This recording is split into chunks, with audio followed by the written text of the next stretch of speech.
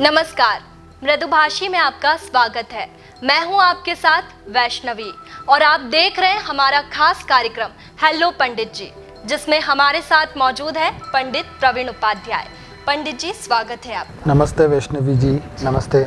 आज के इस एपिसोड में हम बात करेंगे काल सर्प दोष के बारे में, तो ध्यान से देखिएगा ये वीडियो। पंडित जी, सबसे पहले आप बताइए कि काल सर्प दोष है क्या? जैसा आपने पूछा काल सर्प दोष, अभी इस जो ये काल सर्प दोष है, अगर इसकी वास्तविकता में हम जाएं तो किसी भी ग्रंथ में, ना ही किसी ज्योतिष शास्त्र में इस दोष का वर्णन है। शास्त्रों में एक योग आता है, उसको हम बोलते हैं सर्प योग, बट आधुनिकता में इसका जो प्रयोग है, जो ज्योतिषियों द्वारा काल सर्प दोष के बारे में किया जा रहा है, जिसके कारण आम जनता से भयभीत हो रही है, डर रही है। अगर काल सर्प दोष कई तरह के बताए गए हैं, 12 उसमें मुख्य हैं, अनंत से लेकर वासुकी तक। इसमें आपको एक विशेष चीज़ मैं बताता हूँ कि काल सर्प दोष का जो सूत्र है, वो सूत्र ये है कि जब भी राहु केतु के मध्य में सारे ग्रह आ जाते हैं तो काल सर्प नामक दोष बनता है। ये आधुनिकता है। 1960 के पहले के अगर आप किसी से पूछेंगे तो किसी को काल सर्प दोष के बारे में कोई पता नहीं है। उसके बाद में ये सूत्र बना राहु केतु को लेकर के, जो उसको सर्प योग को काल सर्प दोष बोला गया, और इस काल सर्प दोष के बारे में डराना शुरू किया गया, भ्रांतियाँ फैलाई गई, जिसके कारण आम जनता जिसको नहीं पता है वो डर जाते हैं कि हमारा जो भी काम नहीं हो रहा है वो काल सर्प दोष के कारण नहीं हो रहा है। पर वास्तविकता में ऐसा नहीं है। काल सर्प दोष सिर्फ नुकसान ही नहीं करता बल्कि फ़ायदा भी देता है। कई बड़े लोगों की कुंडली में, आप सचिन तेंदुलकर की कुंडली ले लीजिए, आप लता मंगेशकर जी की कुंडली ले लीजिए, सब पे ये दोष बना हुआ है, पर वो दोष एक योग की तरह काम किया। तो पंडित जी, इसके लक्षण क्या होते हैं? काल सर्प दोष, जैसा आप नाम से पूछ रही हैं, मैं नाम से आपको बताता हूँ कि काल सर्प दोष में सबसे विशेष लक्षण जो होता है, व्यक्ति भयभीत रहता है, उसके जो भी कार्य हैं वो होते होते रुक जाते हैं, कार्यों का समय पर पूरा ना होना, मांगलिक कार्यों में अड़चन आना, पारिवारिक क्लेश होना, इस तरह की स्थितियां काल सर्प दोष में निर्मित होती है। तो पंडित जी, ऐसा कहा जाता है कि अगर किसी व्यक्ति से सर्प की हत्या हो जाती है तो उसे काल सर्प दोष लग जाता है, तो ये बात कहाँ तक सच है? सर्प की हत्या से काल सर्प दोष लग जाना, ये तो मैं इसको पूरी तरह से निरर्थक मानता हूँ, क्योंकि अगर ये दोष है भी तो ये जन्मकालिक कुंडली से निर्मित होता है। जैसा कि मैंने आपको बताया कि राहु और केतु के मध्य में समस्त ग्रह आ जाने से काल सर्प दोष लगता है। अब मान लीजिए किसी सर्प की हत्या बाद में करी, तो क्या उस समय से उसको काल सर्प दोष प्रभावित हो गया? वो व्यक्ति सिर्फ उस सर्प हत्या के पाप का भागी होगा, न कि काल सर्प दोष का। तो पंडित जी, काल सर्प दोष के प्रकार होते हैं? काल सर्प दोष मुख्यतः, जैसा मैंने बताया आपको, 12 प्रकार के होते हैं विशेष, जिसमें प्रथम अनंत से लेकर आखिरी शेषनाग तक जाता है। इसमें हर जो 12 प्रकार है, इन सब का अलग अलग दोष है। मुख्यतः जैसे अनंत हो गया, वासुकी हो गया, तक्षक हो गया, घातक हो गया, तो इन सब पे अगर हम विस्तृत चर्चा करेंगे तो काफ़ी समय लगेगा। हम आगे इस बारे में आपको बताएंगे। तो पंडित जी, ये बताइए कि किसी व्यक्ति को काल सर्प दोष है तो कैसे पता चलेगा कि उसको काल सर्प दोष है?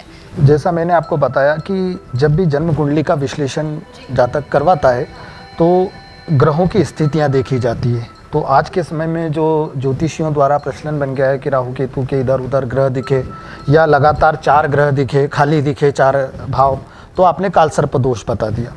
उसके लक्षण जैसा आप पूछ रही हैं, लक्षण जैसा मैंने जो इसका बताया ना, कि आपको कार्य नहीं होना, हर कार्य में अड़चने आना, मांगलिक कार्यों में अड़चन आना, है ना, समय पर प्रमोशन न मिलना, इस तरह की स्थितियां काल सर्प दोष के योग में होती हैं। तो ये परिस्थिति तो अधिकतर लोगों के साथ रहती है, तो क्या सबका मान ले कि सबको काल सर्प दोष है? नहीं, ऐसा नहीं है। देखिए, कुंडली में सिर्फ एक ही दोष या एक ही योग से जन्म कुंडली नहीं चलती और जीवन नहीं चलता।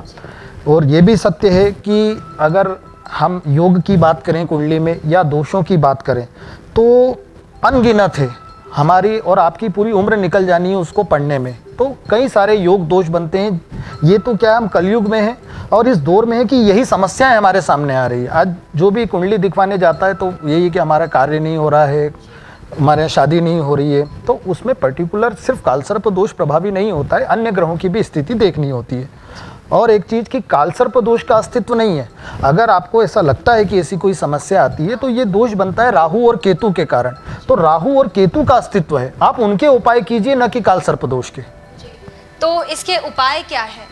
इसके उपाय मैं आपको कालसर्प दोष के भी उपाय बताता हूँ कि अगर आपने मन बना लिया है, बहुत जगह पूछ लिया और आपको कालसर्प दोष बता दिया गया है, हालांकि जो मेरे पास में आता है उनको मैं कालसर्प दोष का उपाय नहीं बताता हूँ, पर ये सार्वभौमिक वीडियो है जिस पे सभी को जानकारी मिलनी चाहिए।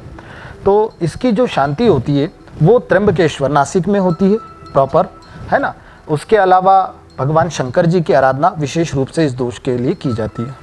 तो मेरा एक सवाल था इसमें कि अगर कोई व्यक्ति त्र्यंबकेश्वर मंदिर नहीं जा पाता है किसी कारणवश, तो उसके लिए सबसे आसान उपाय क्या है? देखिए वैष्णवी जी, अगर कोई बीमारी है तो उसकी जो दवा है वही दवा हमको लेनी है, तभी आराम मिलेगा।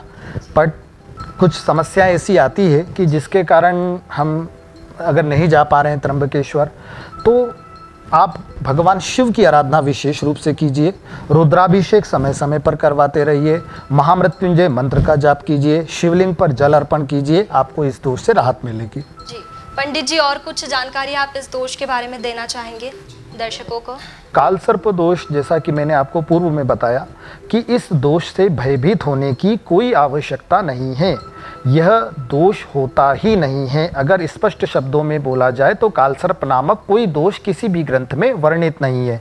राहु और केतु की स्थिति को देखते हुए हमारे जीवन में जो अच्छे बुरे फल मिल रहे हैं, तो आप सिर्फ राहु और केतु का उपाय करिए, कालसर्प दोष के पीछे मत जाइए। अगर कार्य फिर भी नहीं हो रहे हैं और कुछ समस्या आ रही है तो अपनी पूर्ण जन्म कुंडली का विश्लेषण करवाइए, निश्चित ही आपको सटीक जानकारी प्राप्त होगी। बहुत बहुत धन्यवाद पंडित जी, जो आपने इस दोष की सच्चाई के बारे में हमें बताया। धन्यवाद वैष्णवी जी। तो देखा आपने किस तरीके से पंडित जी ने इस दोष पर फैले भ्रम को दूर किया। अगर आपकी भी कोई समस्या है जिसका समाधान आप चाहते हैं तो आप हमें कमेंट कर सकते हैं, आप चाहे तो हमें ईमेल कर सकते हैं। इसी के साथ आज के लिए इतना ही। आप हमारे चैनल को लाइक कीजिए, शेयर कीजिए और सब्सक्राइब कीजिए। फिलहाल ताज़ा खबरों के लिए बने रहिए मृदुभाषी न्यूज़ के साथ।